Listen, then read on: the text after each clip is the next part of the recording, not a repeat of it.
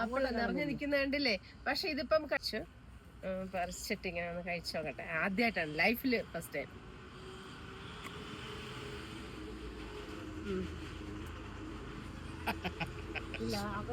Lovely Kashmir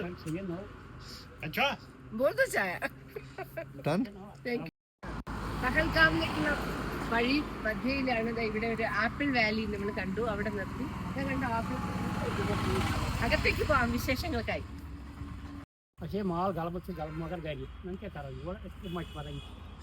എന്താണ് ഇത് എന്നല്ലേ? ഇത് ഒറിജിനൽ ആപ്പിൾ അല്ല, ഇത് ആർട്ടിഫിഷ്യൽ ആണ്, ഉണ്ടാക്കി വെച്ചത്. കാരണം ആപ്പിളിന്റെ സീസണല്ലേ ഇങ്ങനെയായിരിക്കും വരിക. ഏപ്രിൽ മെയ് മാസത്തില് ആപ്പിൾ മരങ്ങൾ പൂവിടാൻ തുടങ്ങും. ഇപ്പോ ശരിക്കും കുഞ്ഞു കായകളായിട്ട് വരുന്ന സമയമാണ്. കുഞ്ഞു കായകളെ നമുക്ക് നേരത്തെ നമ്മൾ ഇതിൽ കണ്ടല്ലോ. ഇപ്പൊ കുഞ്ഞു കായകളായിട്ട് ഇവിടെ ഉണ്ട്, കായകളുണ്ട്. അപ്പോ ഇനി ഓഗസ്റ്റ് സെപ്റ്റംബറിലാണ് ഇതുപോലെ കായകളാകുന്നതും വിളവെടുപ്പ് ഉണ്ടാവുന്നത്. ഇവിടെ ഞങ്ങൾ വന്ന സമയത്തെ അപ്പുറത്ത് ഗാർഡൻ കാണിച്ചിട്ട് ഞങ്ങൾ ഇങ്ങോട്ടേക്ക് ക്ഷണിക്കുകയും സ്നേഹത്തോടെ കശ്മീരിയൻസ് പ്യാർസെ ഞങ്ങൾക്ക് ഇത് ആപ്രിക്കോട്ട് കഴിക്കാൻ തന്നിരിക്കുകയാണ്. അപ്പൊ ശരിക്കും ഇങ്ങനെ ഫ്രഷ് ആയിട്ട് ആപ്രിക്കോട്ട്, ഡ്രൈ ആപ്രിക്കോട്ടെ ഞാൻ കഴിച്ചുള്ളൂ. കേരളത്തിൽ അങ്ങനെയൊക്കെ കിട്ടത്തുള്ളൂ. അപ്പൊ ആദ്യമായിട്ടാണ് അത് കഴിക്കുന്നത്. നല്ല മധുര. സ്നേഹം എന്ന് പറഞ്ഞാല് അത് കഴിഞ്ഞ് ഞങ്ങൾ പുറപ്പെടുകയാണ്. പഹൽഗാവ് യാത്ര. പഹൽഗാവ് എന്ന് വെച്ചാൽ ഗാവ്, ആദ്യത്തെ ഗ്രാമം. അമർനാഥ് യാത്രയിലേക്ക് ഭഗവാന്റെ യാത്രയുടെ ആദ്യത്തെ ഗ്രാമമാണ് പഹൽഗാവ്. അപ്പോൾ ആ ഗ്രാമവും ഗ്രാമവിശേഷങ്ങളും അവിടുത്തെ മനോഹരമായ നദിയും നമുക്കിപ്പോൾ കാണാം. അമർനാഥ് യാത്രയുടെ കഥ വഴിയെ പറയാം. റോഡിൽ സ്ഥിരമായിട്ട് നമുക്ക് കാണാം. ഇതാ വാൾനട്ട്, നമുക്കത് പറിക്കാം. ഇതിനെ പൊട്ടിച്ചിട്ട് അകത്തുള്ളതാണ് നമ്മൾ കഴിക്കുന്ന വാൾനട്ട്. നല്ല മണമൊക്കെയുണ്ട്. ഇതിങ്ങനെ രണ്ടെണ്ണം ചേർന്നാണ്, പക്ഷെ ഇത് പാകമൊന്നും ആയിട്ടില്ല, ചെറിയ കറയുണ്ട്. അമർനാഥ് യാത്രയിൽ ശിവൻ ആദ്യം എത്തുന്ന ഗ്രാമമാണ് ഈ പഹൽഗാവ്. പഹൽ മീൻസ് പഹല, ആദ്യത്തേത്. ഗാവ് മീൻസ് ഗ്രാമം. അപ്പോൾ ആദ്യത്തെ ഗ്രാമം, ആ ഗ്രാമം, അതിലെ വഴികൾ, അതിലൂടെ ഭഗവാൻ പിന്നിട്ട അതേ പാതയിലൂടെ തന്നെയാണ് അമർനാഥ് യാത്രയിലേക്ക് ജനങ്ങളും ഭക്തജനങ്ങളും നിൽക്കുന്നത്. അവരുടെ ബേസ് ക്യാമ്പിലൊക്കെ നമുക്കിപ്പോൾ കാണാം. അപ്പോൾ അതിന് മുന്നോടിയെ ഒത്തിരി ആട്ടിൻപറ്റങ്ങളെ നമുക്ക് സൈഡിൽ കാണാൻ പറ്റും.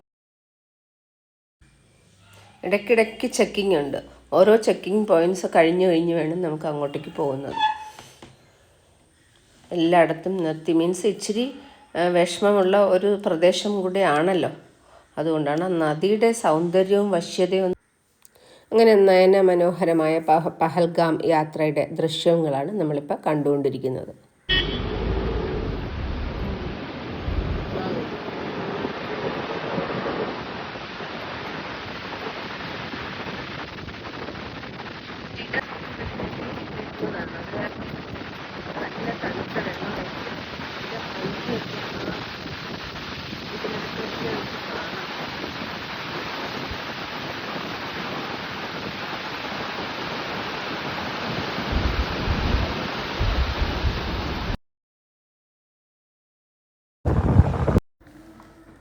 അമർനാഥ് യാത്രയുടെ ബേസ് ക്യാമ്പിലേക്കാണ് തുടങ്ങാൻ പോവുകയാണ്. അപ്പോൾ ഇവിടെ നിന്ന് ഒരു നടപ്പന്തൽ കെട്ടിയിട്ടുണ്ട്.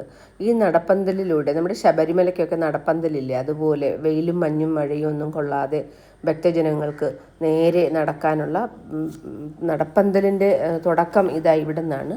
അമർനാഥ് യാത്രയുടെ നടപ്പന്തൽ മീൻസ് ബേസ് ക്യാമ്പ് ഇവിടെ നിന്ന് സ്റ്റാർട്ട് ചെയ്യുന്നു. ഇവിടെ മുതൽ പിന്നെ ഇതാ ഈ കാണുന്നതെല്ലാം അതാണ്. ഇങ്ങനെ നടന്ന് വരിയായിട്ടല്ല, ഭയങ്കരമായിട്ട് ഇങ്ങനെ തിരിച്ചൊക്കെ വെച്ചിട്ടുണ്ട്. അങ്ങനെ തിരിഞ്ഞ് ഇതിലൂടെ നടന്ന് അപ്പുറത്തേക്ക് പോയി അങ്ങനെ അടുത്ത മലകൾ അങ്ങനെ കടന്നാ പോകുന്നത്. അതാ കാണുന്നതൊക്കെ നീല ഷീറ്റ് ഇട്ടിരിക്കുന്നതിൻ്റെ അടിയിലൂടെയൊക്കെയാണ് അവർക്ക് വരിയായി നിന്ന് ഭക്തജനങ്ങൾക്ക് പോകേണ്ട ബേസ് ക്യാമ്പാണ്. വളരെ കിലോമീറ്ററുകളോളം നീളുന്ന നടപ്പാതയാണിത്. ആ ഭംഗിയും പ്രകൃതിയും ഒക്കെ ആസ്വദിച്ചുകൊണ്ട് അവർക്ക് മുന്നേറാമെന്നുള്ളതാണ് പ്രത്യേകം.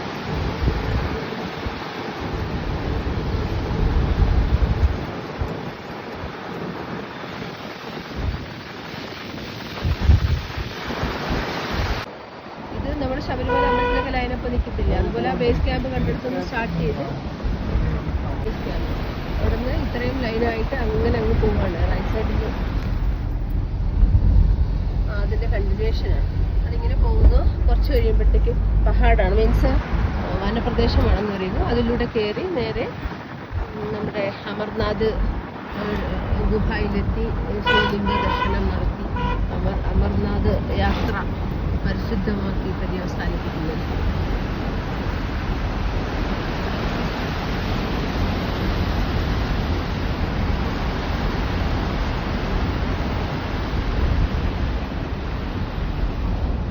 ഭൂമിയിൽ ഒരു സ്വർഗമുണ്ടെങ്കിൽ അത് ഇതാണ്.